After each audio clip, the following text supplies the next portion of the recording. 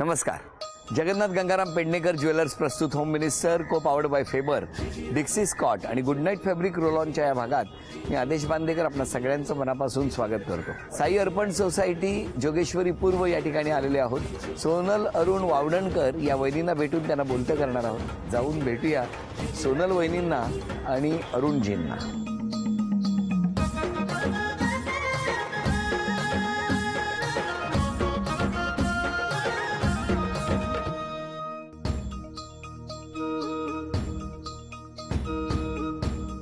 नमस्कार.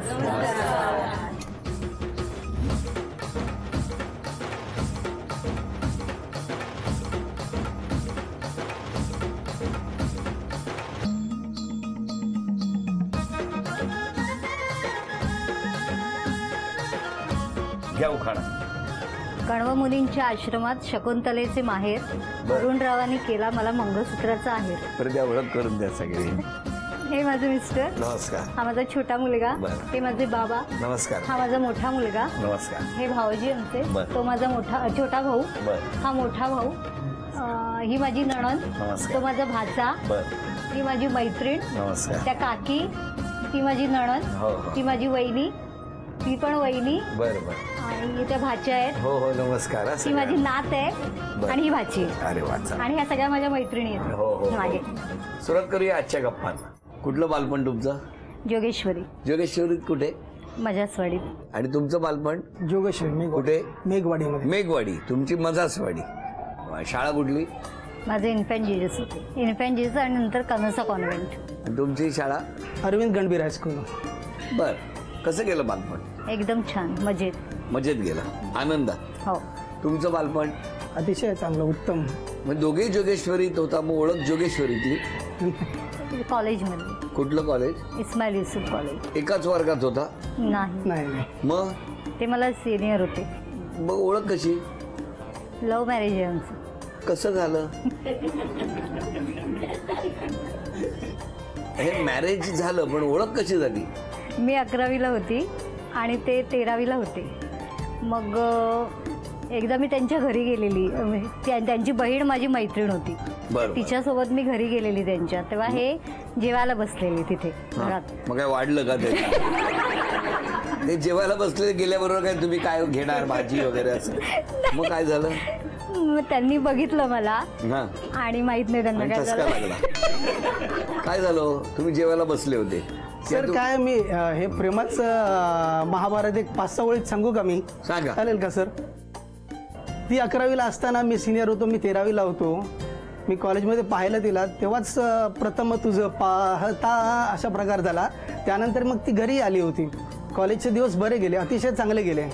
पण त्याच्यानंतर मग कॉलेज संपल्यानंतर ती तिच्या मार्गाला, मी माझ्या मार्गाला असताना मला कळलं की हिच्या घरी आता हिचं बोलण्यासाठी माणसं येत आहेत. ते कळल्याच्या नंतर मग मी पण श्रीकृष्णाप्रमाणे नाईलाजाने रुक्मिणीला उचलून आणण्याचा प्रयत्न केला आणि त्यात मी सक्सेस झालो. हे नंतरचं झालं. आता मला सांगा, हे जेव्हा जेवायला तुम्ही बसले होते,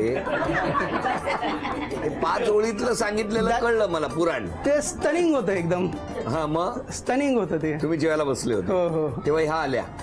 आणि मग तेव्हा तुमच्या मनात इच्छा आली की लग्न करायचं तर याच मुलीबरोबर. करेक्ट. प्रथम तुझं पाहता जीव वेडावला. मग भांडी बिंडी फेकली नाहीत? नाही.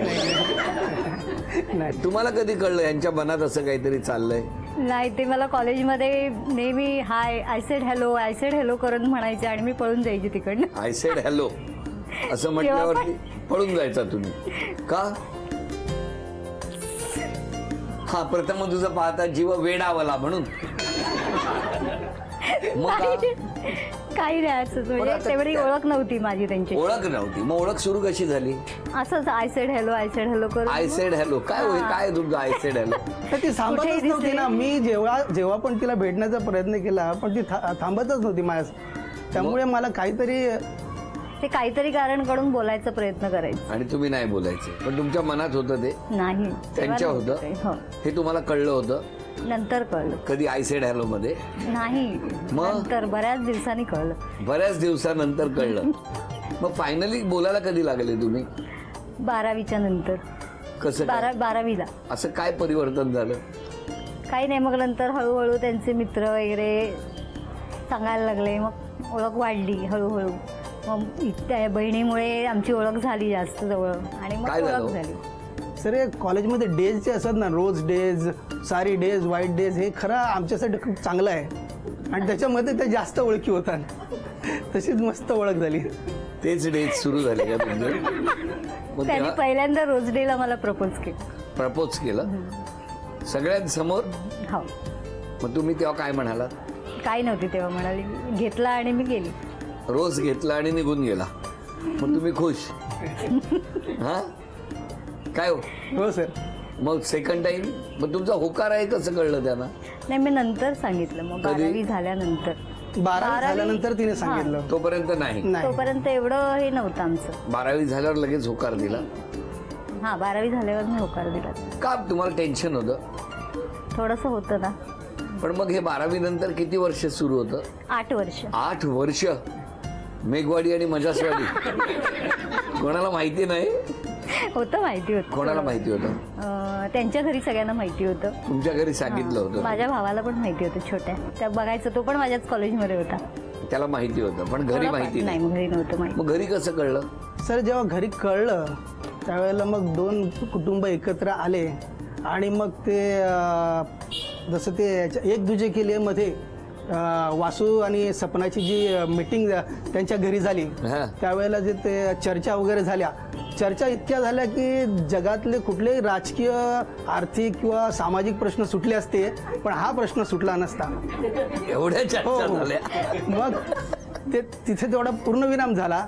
पण त्याच्यानंतर मग मी परत पुन्हा एकदा प्रयत्न केला आणि मग मी सक्सेस झालो. पण मग फायनली घरून होकार कसा? नाहीच झाला? सर झाला तो असा की लग्नानंतर 2 वर्षाने मला पहिला मुलगा झाला राज. आणि त्याची तब्येत एक 2-2.5 वर्षाचा असताना एकदम त्याला खोकला लागायचा, ठास लागायची. बराच वेळा डॉक्टर करून पेडिट्रिशियन्स वगैरे सगळं करून देखील त्याला बरं नाही वाटलं. बरं. मग त्याच्यानंतर मला असं माझ्या मनात आलं की आपण होमिओपॅथिक औषध करूया. आणि मग माझ्या लक्षात आलं की माझे सासरेबुवा स्वतः होमिओपॅथिक डॉक्टर आहेत. बरं. आणि मग त्यांच्याकडे आम्ही पहिल्यांदा राजला नेलं आणि तो जो काही प्रसंग होता त्यावेळेचा तो अक्षरशः आमचं जीवन पालटून टाकलं त्या प्रसंगाने. काय म्हणजे मुलाने त्याचा खोकला इतका वाढलेला की शेवटची स्टेज म्हणजे दमाची गाठ झाली त्याच्या छातीत. आणि मग डॉक्टर म्हणाले नाही आता ह्याला काहीच उपाय नाही, तुम्ही होमिओपॅथीच करायला पाहिजे. मग यांनी ठरवलं, कारण मला माहिती होतं बाबांनी बऱ्याच केसेस त्या हँडल केलेल्या, लहानपणापासून आम्ही बघत आलो, त्यामुळे माझी खात्री होती बाबाच ह्याला बरं करू शकतात. मग आम्ही ठरवलं आणि मग माझ्या चाळीतल्या एका मुलाला हाताशी घेऊन आम्ही मग त्यांची बाबांची त्याला बोलायला सांगितलं. आणि शेवटी नातू म्हटल्यावर बाबा आले लगेचच. त्यांनी बघितलं आणि मग मुलाला आराम पडला. प्रसंग अगदी वर्षभरात बाबांनी माझ्या मुलाला खडखडीत, आज माझा मुलगा असा उभा आहे, म्हणजे हातचा गेला असता त्यावेळेला जर ट्रीटमेंट झाली वेळेत नसती तर. आणि तेव्हा तुमचे बाबा त्यांनी ती ट्रीटमेंट दिली. त्या दिवसापासून, त्याच दिवशी रात्री बाबा, त्याच दिवसापासून पण त्यांनाही घरी त्यांनी सांगितलं नव्हतं त्यावेळेला. ते स्वतः एकटेच आलेले घरी, कारण थोडंसं माझ्याकडनं चूक झालेली होती, त्यामुळे भाऊ पण माझे होते, कुठेतरी एक थोडं बंधन होतं, सामाजिक बंधन असतातच. त्यामुळे पण मग आता सगळं व्यवस्थित, अगदी व्यवस्थित. वैदिक कधीच रागवत नाहीत, त्याचं काय रहस्य? ती रागवते पण ती रागवल्याच्या नंतर एक 2-4 दिवस तरी मग आपली सुट्टी, बोलणं बंद एकदम. मग परत तुम्ही नाही ते म्हणत आय सेड हॅलो? नाही, मग खूप प्रयत्न त्यावेळेचं ते कॉलेजचं. अरे पण ते विसरू नका ना. ते तुमचं आता कसं आहे माहितीये का, तुम्ही खरं ना कॉलर ट्यून पण तीच ठेवायला पाहिजे. तर प्रत्येकाचा एक असा ब्रँड असतो ना, आय सेड हॅलो असं म्हटलं की तुम्ही, हो की नाही? हो, काय मस्त आहे त्यांचा कोड, आय सेड हॅलो. बरं, आता पहिल्या खेळाला सुरुवात करूया. घरात काही चिठ्ठ्या लपवलेल्या आहेत, ते घेऊन यायच्या वेळ 1 मिनिटाची. वेळ सुरू झाली उत्सव नात्यांचा.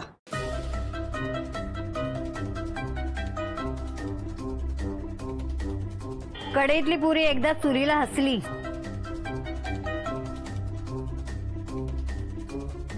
ट्रिंग ट्रिंग. बघा 1च मिनिट आहे. श्री साईनाथ आहे ना. मग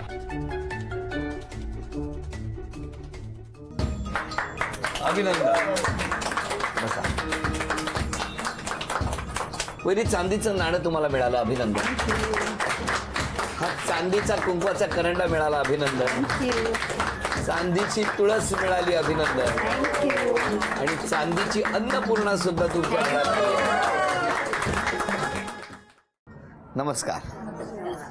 बघूया काय आहे, आरोप आहेत की कौतुक आहे? राग आपल्या नाकावर आहे, आरोप मान्य हो की नाही? नाही नाही नाही. काय हो? थोडासा आरोप आहे. राग एवढूसा असू शकतो, एवढा असू शकतो. आहे आहे मान्य आहे, मान्य. 26 वर्ष झाली जेवण करताना त्याच चुका होत राहतात. असेल. नाही नाही मला नाही मान्य, मला हे मान्य नाही आहे. तुम्हाला नाही माहिती? नाही. का नाही मान्य? ती बरोबर जेवण करते, चांगलं जेवण करते आणि ती त्यांनी काही दिलं तरी गोड मानून घेतलं. नाही नाही छानच करत होती. शेवटचा आरोप म्हणजे खाष्ट आहात. अय्या. या घरात सून यायची आहे ना, यायची आहे ना. काय लिहिलंय वाचा. नाही तुम्ही अर्धवट वाचायला सांगताय. अरे हे बघा ना काय लिहिलंय, ह्याच्यावरती लिहिलंय. चला बघा, घ्या काय लिहिलंय. अजिबात नाही. बघा हे बघा, मी उद्या वाटेल मी माझ्या मनातलं बोलतो. खाष्ट आहे ना. नाही अजिबात नाही. सून आली आहे घरात, नाही येईल ना. खाष्ट सासू म्हणून गेट पासून आतच यायची नाही. तुमच्या आवडीचे कपडे मुलांना घालायला लावतात. हो मी करते. आता काही शाळेत जात आहेत ते? नाही का असं पण करतात? त्यांना छान दिसतील असे घेते. पण त्यांच्या मैत्रिणीला आवडत असतील आणि तुम्ही नकार देत असाल तर. काय हो? अगदी बरोबर सर. हो की नाही? हो, हो. आता मुलांना मुलांच्या पसंतीचे कपडे घालून घेऊ द्या. दे. तुमचे कपडे कोण निवडतं? तीच निवडते. आता मला सोबत घेऊन जातात ना. बच्चे तो बच्चे, बाप तो बाप, बापरे बाप. तुम्ही दोघे लवबर्ड आहात. अरे देवा. काकी सर हे जे कोणी लिहिलंय ना त्याबद्दल त्यांचं थँक्स. थँक्यू ना. त्या काकीच आहेत आमच्या 100%. म्हणजे त्याच्यात काय लिहिलंय माहितीये का, लवबर्ड्स आहेत त्यामुळे इतरांकडे दोघांचं लक्षच नसतं. अगदी बरोबर आहे. हा लवबर्डचा गुण आहे. हा रूप तर ना मी दाखवणारच, नाव नाही दाखवणार कारण मी गेल्यानंतर आणि राडा नको. सुंदर दिसते म्हणून खूप भाव खाते. अय्या. आईला. समोरच्याला पटकन बोलते. अय्या नाही अजिबात नाही. आता लिहिलंय, मला तर माहिती नव्हतं, मी आता आलो. काही विचारा, ही भाव खाणार. अय्या. सगळ्या गोष्टीत मलाच येतं असं हिचं म्हणणं. अय्या. कोण ते? आरोप रेकॉर्ड करा. नाही मला अजिबात मान्य नाही यातला एकही आरोप. तुम्हाला मान्य आहे? नाही माझ्या सोसायटीत पण कोणाला मान्य नाही होणार हा आरोप. आता नाव सांगतो थांबा. आता सांगा. मिस्टरांचा आरोप आहे, चिडली की 2-4 दिवस अबोला धरते. त्याचा त्यांना खूप त्रास होतो. अगदी बरोबर. हा? अगदी बरोबर. खूप त्यांना. त्यापेक्षा बोला, तुमचा खाष्टपणा ना इतरांवरती येतो त्यांच्यावर करा. बघ आता खास हा या आठवड्यातला नाही, या 14 वर्षात मिळालेला पहिला शब्द आहे आम्हाला. बरोबर. या सगळ्या आरोपांवर तुमचं काय म्हणणं आहे? काय बोलू. मान्य आहेत? काही बरं, आहे चला. काही नाहीये. स्वतःमध्ये बदल करायचा असेल उद्यापासून हे सगळे आरोप ऐकल्यावर, तर कुठला करा? नवऱ्याची बोलण्याचा प्रयत्न. राग बोलायचं. कमी रागावणार नाही. रागावणार म्हणजे नाही. रागवेन पण अबोला नाही धरणार. मुलांचे कपडे नाही हो याचं नाहीये खरं तर. मुलांचे कपडे माझी तुम्ही मुलंच मला ठरवता. घेऊन जातात. विचार. पण कपडे तुम्ही ठरवता. नाही माझी मुलंच मला घेऊन जातात. तुमचं काय म्हणणं आहे, कुठला बदल केला पाहिजे वहिनींनी या घराच्या अजून वाढणाऱ्या आनंदासाठी? ती आहे तशीच खूप छान आहे. अगदी मस्त, अमेझिंग, स्टनिंग, फॅन्टाबुलस आहे ती. Gorgeous gorgeous. माझा ECG काढा आता. हे लवबर्ड म्हणजे डेंजर लवबर्ड आहे. आता सुद्धा तुम्ही मला इस्माईल युसुफ कॉलेजच्या कट्ट्यावर दोघे बसलायत असं वाटेल. म्हणजे पूर्वी कट्ट्यावर बसायचे, आता झाडावरच बसलाय असं वाटायला. बरं आता चित्र काढायचंय. या चित्र काढा.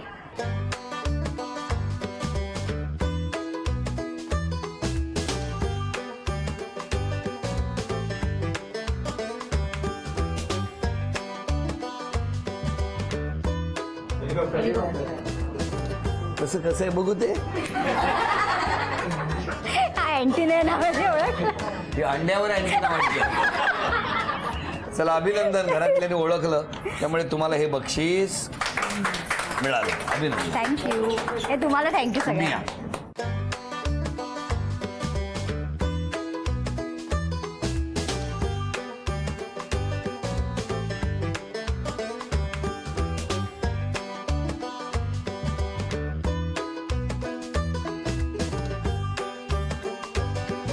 बाबा बोलू नका.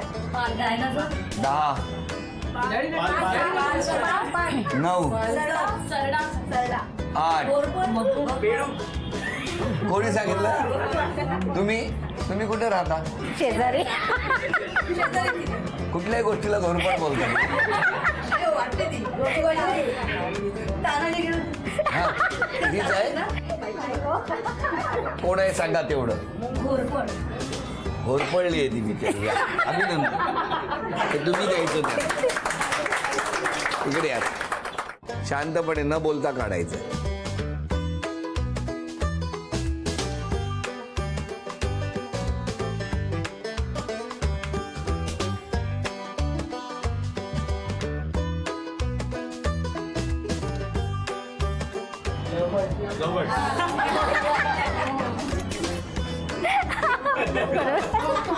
बिल्डिंगच लवबड आहे. कसलं लवबड आहे? आणि आपली आहे ना. अशी जोडी राहू दे त्याची. खरंच घेण्यासाठी कुठल्या झाडावर बसतं? इस्माईल कॉलेजमध्ये. अभिनंदन. हे बक्षीस तुम्हाला. थँक्यू. नमस्कार. सांगा या दोघांबद्दल काय सांगणार? दोघंही चांगलेत. तुमच्या कपड्यांबद्दल काय म्हणणार? नाही हे माझं सिलेक्शन आहे. तिला आम्ही नक्कीच घेऊन जातो, पण तिची चॉईस चांगली आहे म्हणून घेऊन जातो. अजून कोण बोलणार आहे? दोघांचाही संसार सुखाचा चालला आहे, याच्याविषयी मला खूप आनंद आहे. हे कोणाचे बाबा? माझे बाबा. तुमचे बाबा डॉक्टर बाबा. हो. अरे वा वा वा, किती छान. खुश आहात ना तुम्ही? खुश आहे. समाधानी आहात ना? समाधानी. जावयाबद्दल काय म्हणणं आहे तुमचं? ठीक आहे, ते निर्व्यसनी आहेत, घर सांभाळून आहेत, हेच मला आनंद आहे. अजून कोण बोलणार आहे? माझा भाऊ आहे आणि वहिनी आहे. वहिनी खूपच छान आहे माझी, आणि तिचं नेचर क्रिएटिव्ह आहे. म्हणजे घरात नेहमी काही ना काही चेंजेस करणं वगैरे हे फार तिला आवडतं. आणि केक करणं तर बोटही खाल एवढं छान केक बनवते मग ती. कशाला केक करताय? मला सांगा की आज क्षमा मागायची असेल तर कोणाची माग? क्षमा मागायची असेल तर मी सगळ्यात, जर कोणाची मागायची असेल माझ्या आई वडिलांची. आज माझी आई नाहीये. खरं तर 14 वर्ष लागली तुम्हाला यायला. माझ्या आईची खूप इच्छा होती. म्हणजे तेव्हा तुमचा 2005 मध्ये 4 मध्ये सुरू झाला.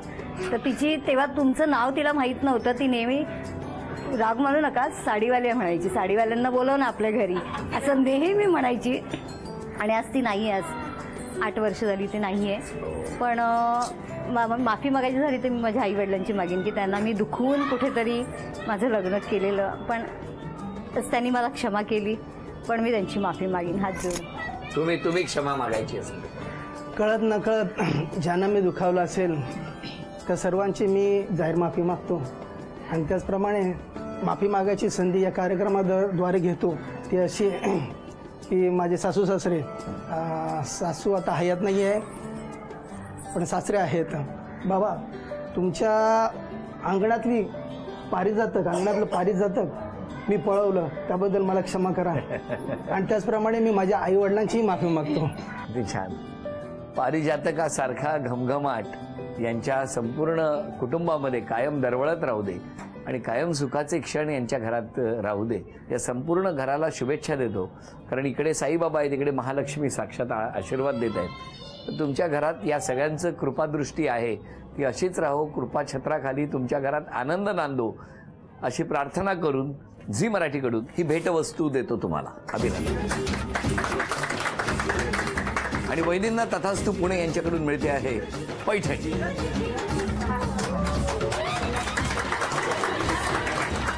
अभिनंदन. आजचा भाग संपतो आहे. पुन्हा भेटूया अशीच एक पैठणी घेऊन होम मिनिस्टरच्याच पुढच्या भागात. नमस्कार.